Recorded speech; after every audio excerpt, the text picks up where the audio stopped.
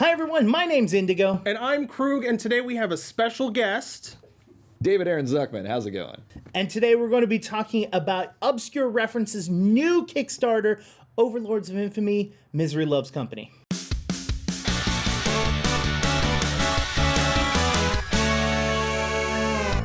All right, thank you so much for coming and joining us.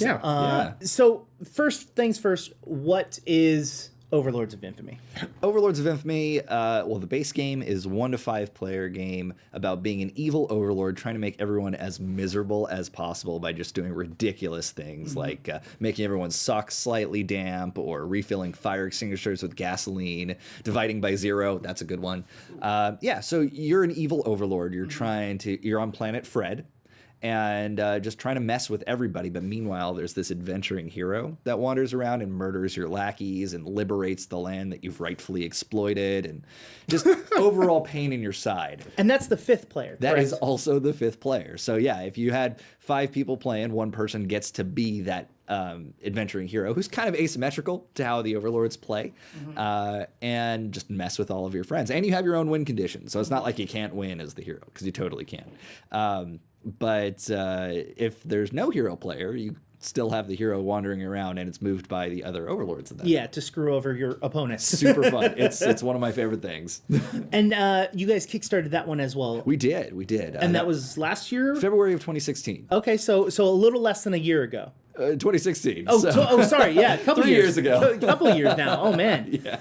Yeah, because I'd heard about you at San Diego Comic-Con last year, and we had gotten to sit down and play the game, and everyone fell in love with Waffles. Of course, how could you not? Waffles, for anyone that doesn't know, is in fact a playable character, which is a superpowered corgi. Yes, a very, very evil corgi.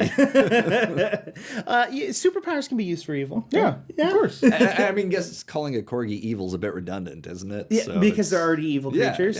Yeah. I'm with you. All right. I just touched 1,000 nerves on the internet. I literally did this. I can see people twitching right now, just in my head. We are sorry if you own a corgi. So that was a couple years ago, 3 years ago now. Yeah. And now you're coming out with Misery Loves Company, which is the new expansion for it. Yes, Misery Loves Company adds in a 6th player option, which is Huff the Tragic Dragon. She is amazing. While the hero has a clear goal of wandering around and thwarting the overlords to make the world a better place, Huff has come in and destroyed the Kingdom of Good, which is where the hero used to hang out.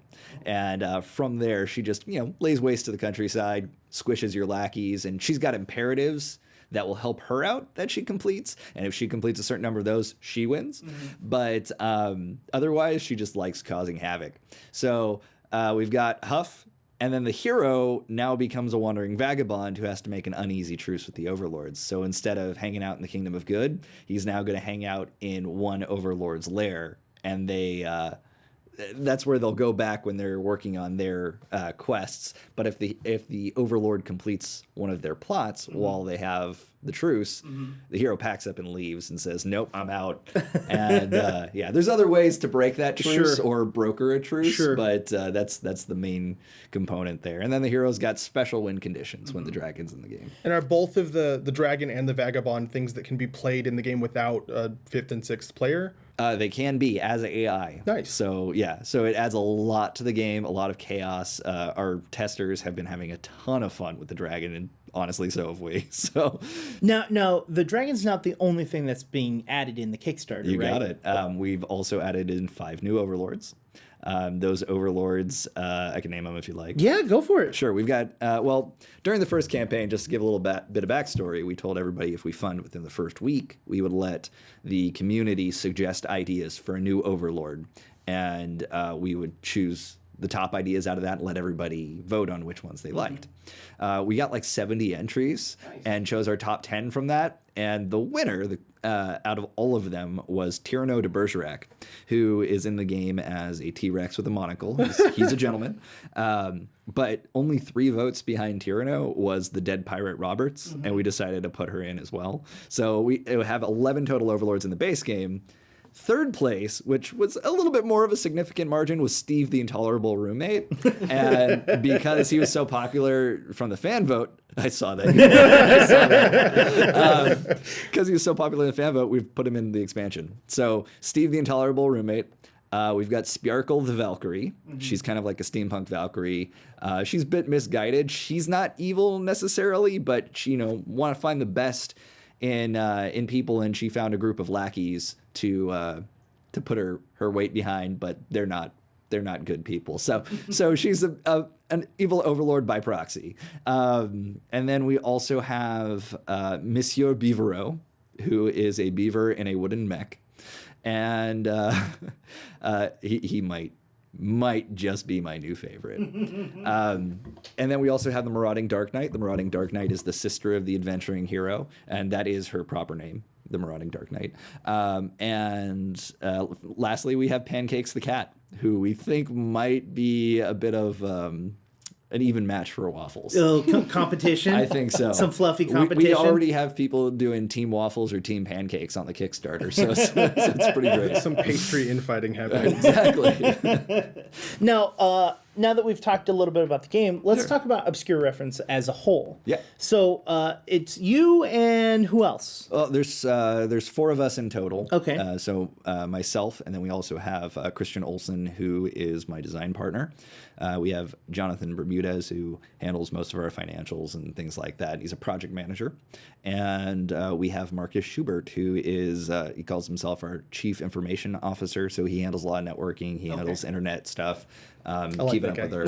Yeah. No, he's instrumental to us. So it's, we actually added to our team a little bit. We hired 2 art directors who've been good friends of the company since the very beginning, and that'd be Juan and Chelsea. I guess their last name's Tran because they're married now. So, yeah. But they've been good friends of ours since the beginning, and they've been directing the art and style of the game for the expansion. That's awesome. Yeah. Now, how long have you guys been working together? Well, Obscure Reference became a company in February 2015. And at that time, it was... we were all friends. We worked together at the same place, and we'd sit around making obscure references and joke with each other all day. So when we came up with the name of our company, it was pretty no-brainer. Obscure Reference Games. We got it. All right, that was easy. Let's move on to the next thing. What would you say the drive was for all of you to start creating a game? It was me, actually. Okay. And I was playing a lot of board games, specifically with the one in Chelsea I just mentioned, and we got on the topic of what kind of game would you make if you had the choice? And it was something that just kind of consumed me. And I remember going to bed that night and not sleeping. I was just staring at the ceiling and thinking about what kind of game I would make. And I got out of bed, got some poster board, and started prototyping. And that was the first iteration of Overlords, which looks nothing like the game does today. Yeah, it was awful. But hey, it turned into what we now have. So that was the inspiration for me to do it. And I did it by myself for a good, I want to say 6 to 7 months. And then I showed it to my friends at work, and that's when we really got started. It's like, maybe we should do something with this. And we did. That's awesome. Yeah. What other projects do you guys have in the line? Like, I know this isn't the only project you guys have. No. Overlords has been our main, I guess our flagship, I guess you could say. I don't think that we'll end up doing any more expansions for that after this, so we want to move on to some new IPs. Sure. John's been begging us to do a small project, so we're looking in. Yeah, I mean, Overlords is not small. It's a medium weight game with a lot of things in it. So a small, like a starter game, a palate cleanser, something like that. I think that might be next. So we have some ideas. Nothing I could talk about yet. Sure. The next big game, much to John's dismay, is Dimensions of Discord Online. So that is a game about being a guild leader in an MMORPG.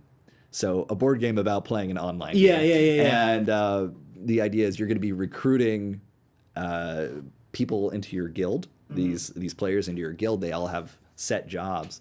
And you're going to use them, go into raids or go into PvP, and you're trying to build up the reputation of your guild and get loot, make your players better, and as time goes on, the level cap will increase, so better players are available, and you also get to be that guild leader who is a playable character. So it's you plus your starter guild members who you're very quickly going to replace with some better people. Of course. Yeah. And so that's my next big project. I'm very excited about. It sounds like a lot like a deck builder, almost like where you're swapping out like cards for better cards, and then It's more like a tableau builder. Okay. So you're on the right track. Yeah. But the idea is, like every turn, there's going to be new players that are available on the looking for guild area, and a certain number come out based on the amount of players, and you could spend reputation to get them to come to your guild.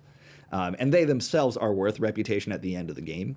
So there's that, and then there's like also an auction house where you could spend loot, which is our general currency, to buy items off the auction house, one-time use stuff. Sure. Stuff.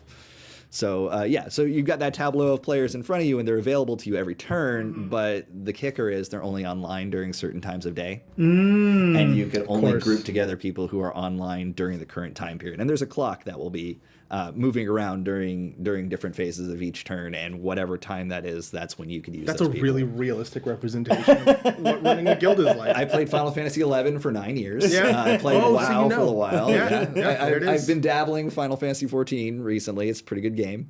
But I can't dedicate my life to an MMO anymore, so might as well make a game about it, right? Yeah.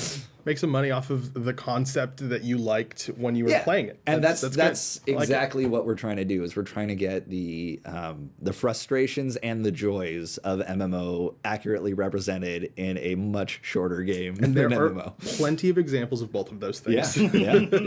One of my favorite things is there's patch notes that come out every turn.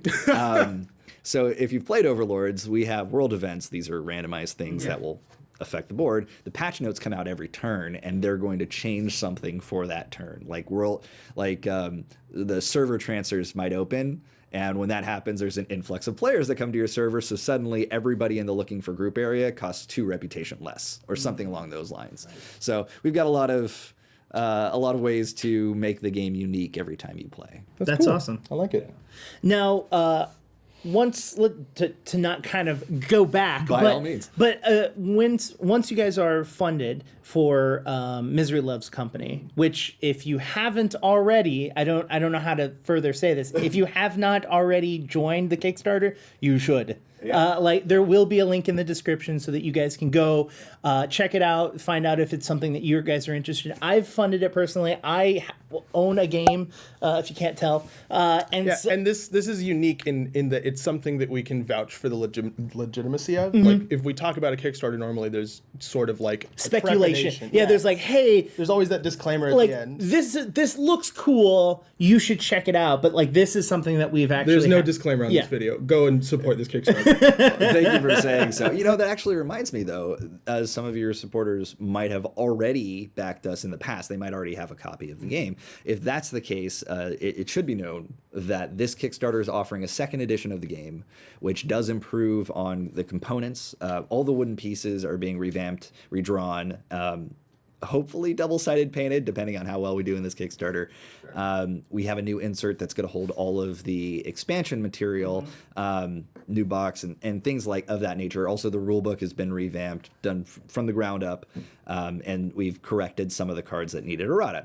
So, if you are a backer of the original game, or you bought the original game, you can get an upgrade kit with your expansion pack that will bring everything from the base game up to the second edition, and it's pretty cheap, too.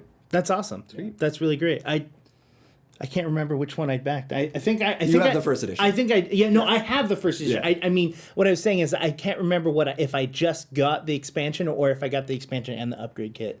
We can check it after. But what's something that you feel that Obscure References kind of prides himself on? Like what makes you guys kind of different or unique about what kind of games you create? We have a mission statement. I don't know if it's one statement. Anyway. Mission statements. Yeah, sure. Compound sentences. Mission compound sentence. My goal when designing games, and I think the company as a whole has adopted this, is that there's so much in the world right now that, it's just there's a lot of terrible things going on. If we could design a game that people could sit down and play for an hour and forget about their troubles, then we feel like we've done something good. And that is our mission statement, is to make a game that people can enjoy and just veg out and relax on, right? So it's important to us that that be accessible to everyone. And it's very important that to me to have representation for everybody. So one of the things that we have in the game, the meeples, the little wooden lackeys, are colorblind friendly. So each different color is a different shape, so they can be told apart. We have an equal number of male and female characters. The rest can be seen if they get the game, but a lot can be inferred from that. The idea is I want everybody to be able to see themselves in a character. Yeah. And I feel like we've done a good job of that. No, I know our good friend Dave. Every time he plays, he has to play de Bergerac. Tyrano de Bergerac. It speaks to him every single time.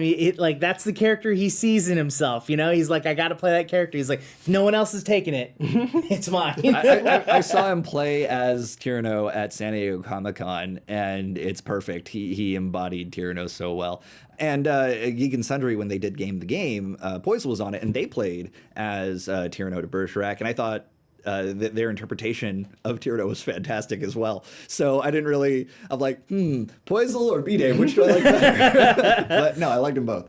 That's awesome. No, I remember specifically when I got to play it at San Diego Comic-Con, the thing I noticed was the fact that each one was different. All of the meeples were different, and they were different based off the color. It wasn't like, oh, there's 15 wooden pieces and they're all different. It was literally like all of the little blue people all had one hand gesture versus the other one, which had a different, which you were able to visually see. And a lot of friends of mine, I didn't realize this, are actually colorblind. Apparently it's like 6% of the population. Yeah. And so it's like, and they all know him. Yeah, all 6%. Every single one. And so it's like, it's crazy to me thinking that there are a lot of games that are out there that don't supply some sort of color, options, you know, and or do it in a way that doesn't work. This is mostly in the video game space, but it's not that difficult, right? To just have an option to change the color from one thing to another, especially for things like the UI elements and stuff. And they don't do it, or they do it wrong. But you have to consciously, as you're designing the product, think about doing it, and you do it. And that's I think that speaks volumes. When Overwatch can't get it right for a year, and they can just type in some code and change it, and then you get it right on the first release of the game. I don't know. That's thank you for I think saying that's cool. So. One of our founders, Marcus, is actually red-green colorblind. So I don't want to say that we came up with the idea out of the blue, but he was definitely an inspiration for it. Well, at least it wasn't out of the red-green section. It is funny that you say that. That was fantastic. I died. You look relatively healthy for a dead man. All right, everyone, thank you so much for watching. If you guys can, head down to the comments and let us know what you guys think of Misery Loves Company. If you've Kickstarted, if you haven't, why haven't you? I don't want you to comment. I want you to click on the description and check the game out is what I want you to do. Until then, you can go over to, make sure to, sorry, I'm screwing up everywhere. While you're down there in the comments section, make sure to hit the like button, make sure to hit subscribe, hit the bell icon so you can get notifications, and then head over to Twitter and talk to me there at IndigoQT. You can talk to me on Twitter at KrugQT. And I'm on Twitter as OBSREF Games, but right now you can find us on Kickstarter. Look up Overlords of Infamy, Misery Loves Company. And the link for that's going to be down in the description, so make sure to check that out. Until next time, bye.